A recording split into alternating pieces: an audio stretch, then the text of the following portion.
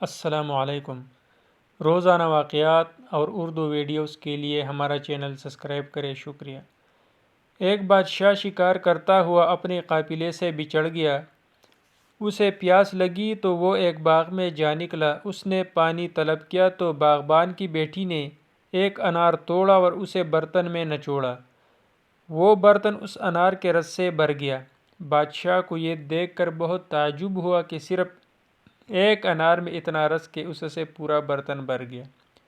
اس نے اگلے ہی روز اپنے ایک شاہی وزیر سے اس واقعے کا ذکر کیا اور کہا کہ ایسا باغ تو ہمارے سلطنت میں ہونا چاہیے۔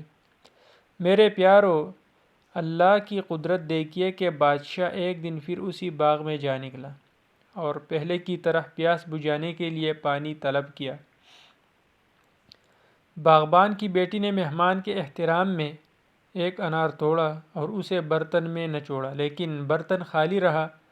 3-4 اناروں کے رس سے وہ برتن نہ بھر سکا۔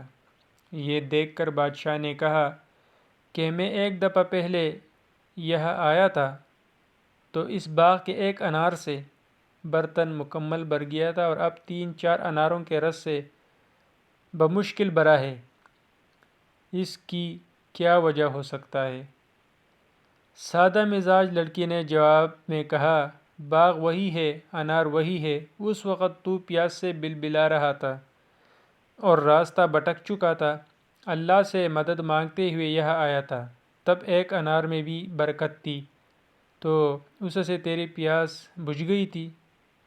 پھر تیرے دل میں اس باغ کی ہی حاصل کرنے کی خواہش نے جنم لیا۔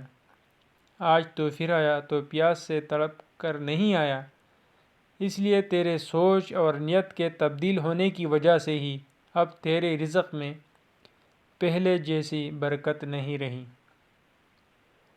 عزیز قارئین کرام، اگر نیت درست ہو تو اللہ تعالی مراد کو پورا فرماتا ہے، اور اگر نیت میں فتور آ جائے تو سارا عمل ضائع ہو جاتا ہے اور چیزوں میں سے برکت اڑ جاتی ہے۔